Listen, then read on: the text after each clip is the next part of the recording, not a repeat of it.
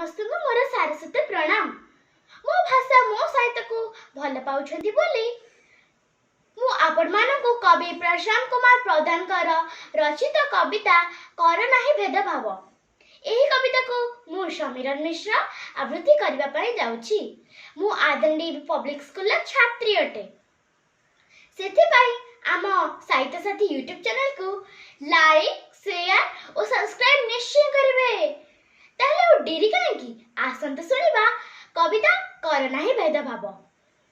କାହିଁକି କରୁଛ ପାତର ଅନ୍ତର, ପୁଅ ଝିଅ ଭେଦଭାବ?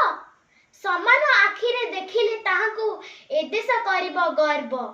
ପୁଅ ଝିଅ ଆଉ ଭେଦଭାବ ନାହିଁ, ଝିଅ ମହାକାଶ ଗଲେଣି।